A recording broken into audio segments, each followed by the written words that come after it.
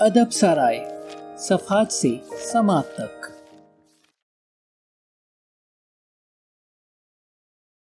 اب تک کے ساتھ اور تعاون کا شکریہ، مزید تعاون کے منتظر۔ ادب سرائے، انا ہی دشمن ہے، پارٹ 12۔ حصہ دوم، کامیابی۔ یہاں ہم پہاڑ کی چوٹی پر ہیں جس کے لیے ہم نے سخت محنت کی تھی، یا کم از کم انتہائی کمال ہماری نظر میں ہے۔ اب ہم نئی ترغیبات اور مسائل کا سامنا کرتے ہیں۔ ہم مہین ہوا کی سانس ناقابل معافی ماحول میں لیتے ہیں۔ کامیابی کیوں اتنی زیادہ عارضی ہوتی ہے؟ انا اس کو مختصر کرتی ہے۔ آیا ایک گراوٹ تباہ کن ہو یا سست آب برودگی ہو، یہ ہمیشہ ممکن ہے اور اکثر غیر ضروری ہوتی ہے۔ ہم سیکھنے کو رکتے، ہم سننے کو رکتے، اور ہم جس پر عبور رکھتے ہیں اس پر اپنی گرفت گوا دیتے ہیں۔ ہم اپنی ذات اور مقابلے کا شکار بن جاتے ہیں۔ متانت، کھلی ذہنیت، ارادہ اور مقصد یہ بڑے استحکامات دیتے ہیں۔ یہ انا اور تفخر میں توازن قائم رکھتے ہیں جو کامیابی اور شناخت کے ساتھ آتے ہیں۔ جو بھی کامیابی آپ حاصل کرتے ہیں، انا دشمن ہوتی ہے۔ مختلف کرداروں کو ہماری ہم سری کے لیے پیش کیا جاتا ہے۔ ایک مغرور، آرزو اور دکھاوے کی شیفتگی ہوتی ہے، دوسری سادہ، انکساری اور مساویانہ انصاف ہوتا ہے۔ دو مختلف مثالیں، دو مختلف تصاویر ہمیں پکڑ کر رکھتی ہیں جن کے مطابق ہم اپنے ذاتی کردار اور رویے کا نمونہ بناتے ہیں۔ ایک زیادہ بھڑکیلا اور اپنے رنگوں میں چمکدار ہوتا ہے، دوسرا اپنے خاکے میں زیادہ درست اور خوشنمائی میں زیادہ خوبصورت ہوتا ہے۔ Adam Smith. سن 1924 کے ایک کاروباری اجلاس میں ہوورڈ ہیوز سینئر، کامیاب موجد اور ہتھیاروں کے مقناطیس نے کھڑے ہو کر ہلچل مچا دی، اور اچانک 54 سال کی عمر میں وہیں دل کے دورے سے وفات پا گیا۔ اس کا لڑکا ایک خاموش، شرمیلا اور زیر کفالت صرف 18 سال کا تھا۔ اس کو وراثت میں نجی کمپنی کا 3/4 ملا جو ادویہ کو پیٹنٹ کرتی اور تیل کی کھدائی کرنے والوں کو قرضہ مہیا کرتی تھی، جس کی قدر $10 لاکھ تھی۔ خاندان کے دیگر افراد نے بقیہ حصص کو حاصل کیا۔ ایک حرکت میں جو تقریباً ناقابل تفہیم پیش بینی تھی، نوجوان ہیوز نے، جسے کئی برباد چھوٹے لڑکوں میں سے ایک کی حیثیت سے دیکھا جاتا تھا، اپنے رشتہ داروں کے حصص یعنی شیئرز خریدنے کا فیصلہ کیا اور خود پوری کمپنی کا نظام سنبھال لیا۔ ان کے اعتراضات کے خلاف اور ابھی تک نابالغ سمجھا جانے والے ہیوز نے اپنی ذاتی شیئرز پر بیرم لگایا اور تقریباً پوری کمپنی کے مالی وسائل سے سٹاک خرید لیا، اور ایسا کر کے اپنی کاروباری ملکیت کو مستحکم کیا جس نے اربوں ڈالر کا نقد نفع آئندہ صدی میں بنایا۔ یہ ایک نوجوان آدمی کی دلیرانہ پیشکش تھی جو لازمی طور پر کاروبار کا صفر تجربہ رکھتا تھا، اور اسی دلیری کے ساتھ اس نے اپنے کیریئر کے دوران سب سے زیادہ پریشان کن، ضائع کرنے والا اور بے ایمان کاروباری راستہ تخلیق کیا جو تاریخ میں ریکارڈ ہے۔ موثر بماضی ہیوز کی سلطنت کے اقتدار میں اس کا زمانہ ایک سرمایہ دارانہ تاجر کے مقابلے میں الٹ پلٹ جرم کی رنگ ریلیوں میں مست سے مشابہت رکھتا ہے۔ ایک فرد دلیل نہیں دے سکتا آیا ہیوز کو تخیل اور ذہانت عطا کی گئی تھی۔ وہ صرف لفظی طور پر ایک مکانیکی ذہانت رکھتا تھا۔ وہ ہوا بازی کے ابتدائی دنوں کے پیش رو بہترین پائلٹوں میں سے ایک تھا، اور کاروباری شخصیت اور فلم ساز کی حیثیت سے وہ وسیع، صاف کرنے والی تبدیلیوں کی پیشگوئی کرنے کی اہلیت رکھتا تھا، جس سے نہ صرف ان صنعتوں کو جن میں وہ ملوث تھا بلکہ پورے امریکہ میں انقلاب برپا کر دیا تھا۔ تاہم اس کی مثالی کہانیوں والی ذکاوت، دل فریبی اور خود تائیدی کو چھاننے کے بعد جس میں وہ ماہر تھا، صرف ایک تصور باقی ہے، ایک انا کا خبطی جس نے اپنی دولت کے کروڑوں ڈالروں کو ہوا میں اڑا دیا اور ایک تکلیف دہ اور ہمدردی کے قابل انجام کو پہنچا۔ وہ اس مقام تک نہ کسی حادثے سے، نہ اس پر چاروں طرف سے اندیکھے حالات یا مقابلے کی الغار کی وجہ سے، بلکہ قطعی طور پر بلا شرکت غیرے اپنے خود کے افعال کی وجہ سے پہنچا تھا۔ اس کے کارہائے نمایاں میں تیزی سے زوال، اگر اسے آپ ایسا کہیں، نے سخت تناظر مہیا کیا۔ اپنے والد کی ہتھیاروں کی کمپنی کو خاندان سے خریدنے کے بعد ہیوز نے اسے تقریباً فوراً چھوڑ دیا، سوائے بار بار خمدار نلکی سے اس کی رقم لے جاتا۔ اس نے ہیوسٹن کو چھوڑ دیا اور پھر کبھی بھی اپنی کمپنی کے صدر دفتر میں دوبارہ قدم نہیں رکھا۔ وہ لاس اینجلس چلا گیا، جہاں اس نے فلم ساز اور مشہور شخصیت بننے کا فیصلہ کیا۔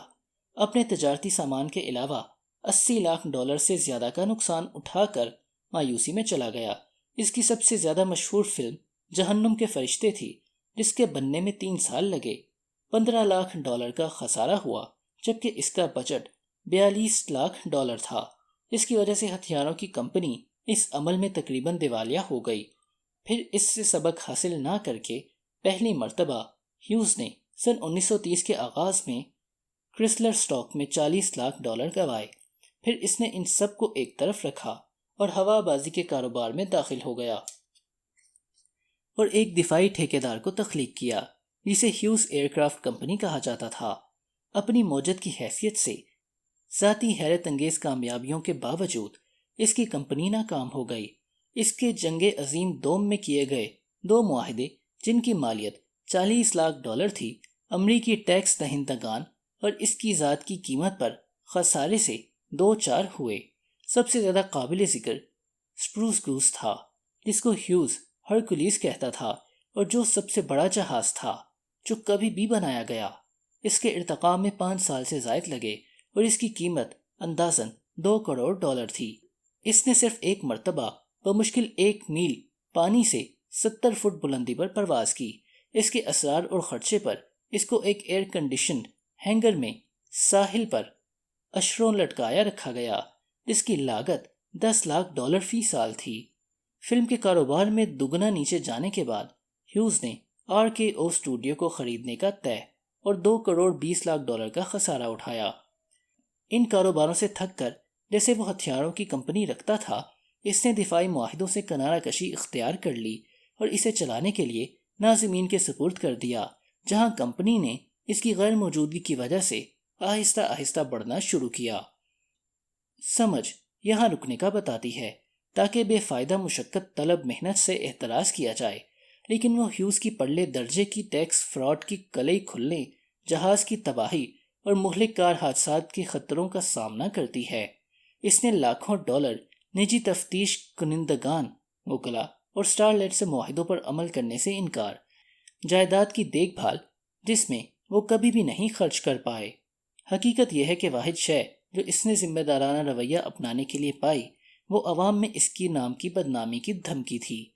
امارات کا مراق، نسل پرستی اور مردم آزار بننا، ناکام شادیاں، منشیات کی لت اور دوسری درجنوں مہم جوئیاں اور کاروباروں کا اس نے غلط انتظام کیا کہ ہم نے اسے ہیوڈ اور ہیوز سے ایک ہیرو بنا ڈالا۔ ایک نوجوان جان ڈائیڈیون نے لکھا، وہ ہمیں کچھ شے ہمارے بارے میں دلچسپ بتاتا ہے، وہ قطعی طور پر درست ہے۔ اس کے باوجود ہیوڈ ہیوز کے لیے اس کی عزت ممکنہ طور پر بالکل 20ویں صدی کے تاجروں میں بدترین کی ہے۔ عام طور پر ایک خراب تاجر جب ناکام ہوتا ہے، وہ کاروبار میں اور مزید رہنا چھوڑ دیتا ہے۔ اس کو اپنی ناکامی کے اسباب دیکھنا سخت بناتا ہے، لیکن اس کے والد کی کمپنی سے بتدریج ملنے والے نفع کے زنجیر کا شکریہ، جس میں مداخلت کرنے کو اس نے بہت زیادہ بور کرنے والا پایا۔ ہیوز اس قابل تھا کہ بہتا ہوا رہتا، ہمیں اجازت دیتا کہ دیکھیں جو اس کی انا بار بار بذات خود اس پر ایک شخص کی حیثیت سے اس کے ارد گرد لوگوں پر، اور جو وہ پایا تکمیل تک پہنچانا چاہتا تھا، بربادی لے کر آئی تھی۔ یہ ہیورڈ ہیوز کی پاگل پن میں آہستہ نزولی کا ایک منظر ہے جو منظر کشی کا متلاشی ہے۔ اس کے سوانح نگاروں نے اسے اس کی سفید کرسی پر بغیر صفائی، بغیر سنبھلے ننگا بیٹھا ہوا دیکھا تھا۔ وہ دن رات وکلا، تحقیق کرنے والوں اور سرمایہ کاروں سے لڑنے کا کام کرتا تھا تاکہ اپنی سلطنت کو بچانے کی کوشش کرے اور اپنے شرمندہ کرنے والے رازوں کو چھپا سکے۔ ایک منٹ وہ کلینگز کے بارے میں کچھ غیر عقلی کثیر صفاتی میمو، کھانے کی تیاری یا کیسے ملازمین اس سے براہ راست بات نہیں کر سکتے کا املا کراتا، اور پھر وہ مڑتا اور ایک صحیح دل فریب حکمت عملی اپنے دشمنوں اور قرض داروں کو باہر بھگانے کے بارے میں اپنے دماغ میں سوچتا۔ یہ وہ تھا جیسا انہوں نے مشاہدہ کیا تھا۔ اس کا ذہن اور کاروبار دو حصوں میں منقسم ہو گئے تھے۔ یہ وہ تھا جیسا انہوں نے لکھا۔ آئی بی ایم نے جان بوجھ کر ذیلی صنعتوں کا ایک جوڑا قائم کیا، ایک کمپیوٹر اور نفع بناتا اور دوسرا ایڈسز اور نقصانات بناتا۔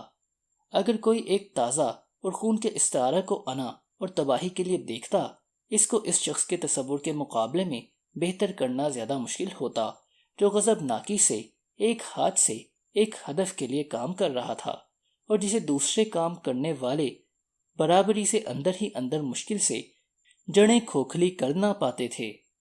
ہیورڈ ہیوز ہم سب کی طرح مکمل طور پر احمق یا باشعور نہ تھا۔ اس کی انا نے ایندھن دیا اور جسمانی زخموں کے ذریعے شدت مرض پیدا کیا۔ اس کو متعدد منشیات کی عادتیں بھی تھیں جس نے اس کی تیرگی کی طرف رہنمائی کی، جس کو ہم شاذ و نادر ہی سمجھ سکتے ہیں۔ وہاں روانی کے مختصر لمحات ہوتے تھے جب ہیوز کا ہوشیار دماغ اسے توڑتا تھا، اوقات جب وہ اپنی بہترین حرکت کرتا، لیکن جیسے وہ زندگی میں آگے ترقی کرتا یہ لمحات بڑھ کر نایاب ہو جاتے۔ آخرکار انا نے ہیورڈ ہیوز کو قتل کر دیا۔ اتنا زیادہ خپت بڑھتا جتنا وہ صدمہ کرتا تھا۔ اگر وہ آغاز کے ساتھ ہی ہمیشہ کے لیے الگ کر دی جاتی تو شاید وہ بچ جاتا۔ آپ صرف اس کو دیکھ سکتے ہیں اگر آپ دیکھنا چاہتے ہیں۔ ایک سنکی باغی ارب پتی دنیا میں مشہور کو اس حالت میں دیکھنا زیادہ جاذب نظر اور بڑا انگیختہ کر دینے والا اور سوچنے پر مجبور کرتا ہے۔ اوہ، میں کیسے وہ چاہتا؟ آپ نہیں کرتے۔ ہیورڈ ہیوز بہت سے دولت مند لوگوں کی طرح اپنی خود ساختہ بنائی ہوئی جائے پناہ میں مرا۔ اس نے معمولی خوشی محسوس کی۔ وہ اس سے تقریباً بالکل ہی لطف اندوز نہیں ہو سکا جو اس کے پاس تھا۔ سب سے زیادہ اہمیت کے طور پر اس نے سب ضائع کیا۔ اس نے اپنی بہت زیادہ خوبی، بہادری اور بہت زیادہ توانائی کو ضائع کیا۔ بغیر نیکی اور تربیت، ارسطو نے مشاہدہ کیا، اچھی قسمت کی موزونیت کے نتائج کو برداشت کرنا سخت ہے۔ ہم ہیوز سے سیکھ سکتے ہیں کیونکہ وہ عوامی اور مرئی طور پر پیدائشی حق والی جائیداد کو برداشت کرنے کے قابل نہ تھا۔ اس کا شہوت کا غیر منتہم ذوق یہ مسئلہ نہیں، بھلے وہ کتنا ہی غیر خوش آمدی ہو، ہمیں ہمارے رجحانات دیکھنے کا ایک موقع دیتا ہے جو ہماری کامیابی اور خوش قسمتی کے ساتھ ذاتی جدوجہد اس کی ہنگامہ خیز زندگی کے ذریعے واپس اس کی طرف منعطف کرتے ہیں۔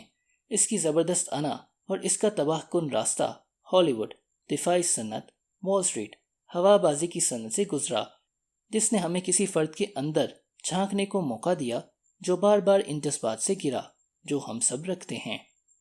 بلا شبہ وہ تاریخ میں واحد شخص ہونے سے دور تھا جس نے ایسے قوس کی پیروی کی تھی۔ کیا آپ اس کے خط حرکت کی پیروی کرو گے؟ کبھی کبھار انا اوپر چڑھتے ہوئے دبا دی جاتی ہے۔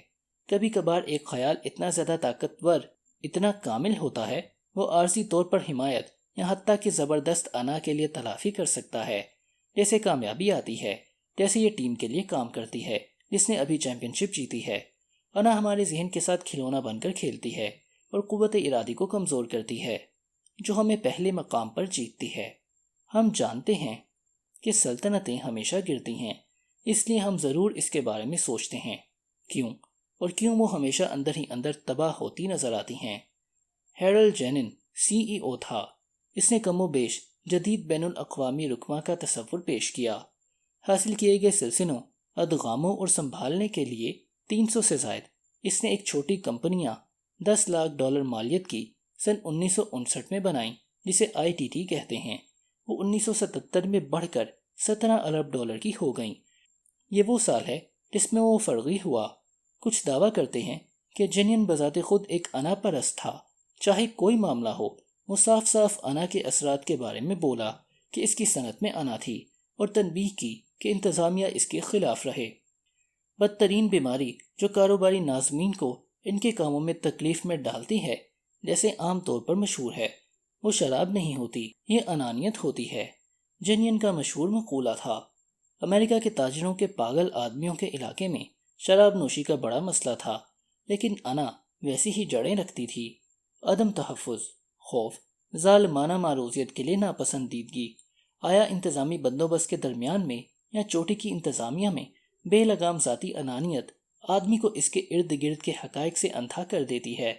جتنا زیادہ وہ اور دنیا میں اپنے ذاتی تصور میں زندہ رہنا چاہتا ہے، اتنی ہی زیادہ سنجیدگی سے وہ یقین رکھتا ہے کہ وہ کوئی غلطی نہیں کر سکتا۔ وہ آدمیوں اور عورتوں کے لیے خطرہ بن جاتا ہے جو اس کی ہدایت کے تحت کام کرتے ہیں۔ اس نے اپنی یادداشتوں میں لکھا، یہاں ہم کچھ شے خود کو درست بھروسہ دینے کے بعد پایہ تکمیل تک پہنچاتے ہیں۔ انا چاہتی ہے ہم سوچیں، میں خصوصی ہوں، میں بہتر ہوں، اصولوں کا مجھ پر اطلاق نہیں ہوتا۔ آدمی ہاں کانوں سے دھکا دیا جاتا ہے۔ وکٹر فرینک نے مشاہدہ کیا، لیکن وہ قدروں سے کھینچا جاتا ہے، قوانین کے ذریعے یا حکمرانی سے۔ آپ کیا ہیں؟ بغیر درست اقدار کے کامیابی مختصر ہوتی ہے۔ اگر ہم التہاب جپاکے سے زیادہ کام کرنے کی خواہش رکھتے ہیں، اگر ہم آخر تک رہنے کی خواہش رکھتے ہیں، پھر یہ سمجھنے کا وقت ہے کیسے انا کی اس نئی قسم سے نبرد آزما ہوا جائے، اور کیا قدریں اور اصول اس کو شکست دینے کے لیے مطلوب ہیں۔ کامیابی نشہ آور ہے، تاہم اس کو بحال رکھنے کے لیے متانت کی ضرورت ہوتی ہے۔ ہم سیکھنا جاری نہیں رکھ سکتے اگر ہم سوچتے ہیں ہم پہلے ہی ہر شے جانتے ہیں۔ ہم ان اساطیروں میں جن کو ہم نے خود بنایا یا بیرونی دنیا کے شور اور گپ بازی میں خریداری نہیں کر سکتے۔ ہم لازمی طور پر سمجھتے ہیں کہ ہم باہم منسلک کائنات کا ایک چھوٹا سا حصہ ہیں۔ ان سب کی چوٹی پر ہم جو کرتے ہیں اس کے ارد گرد ایک ادارہ اور نظام تعمیر کرنا ہے۔ یہ کام کے بارے میں ہو نہ کہ ہمارے بارے میں۔ ہیوز کا فیصلہ اس میں ہے۔ انا نے اس کو تباہ و برباد کر دیا۔ ایک ایسا ہی فیصلہ ہم سب کا کسی نقطے پر انتظار کر رہا ہے۔ اپنے ذاتی کیریئر کے دوران میں آپ ان انتخابات کا سامنا کریں گے جس کا اس نے کیا تھا، جو تمام لوگ کرتے ہیں۔ آیا آپ اپنی سلطنت کو ناشے یا وراثت سے تعمیر کرنا چاہتے ہیں، یا آیا آپ کی دولت محنت سے کمائی ہوئی ہے، یا یہ صرف خوبی کی کاشت ہے؟ ناکازگی اسے تباہ کرنے کے لیے تلاش کر رہی ہے جیسے آپ اسے پڑھتے ہیں۔ کیا آپ کامیابی سے نمٹ سکتے ہیں، یا یہ ایک بدترین شے ہے جو کبھی بھی آپ کے ساتھ وقوع پذیر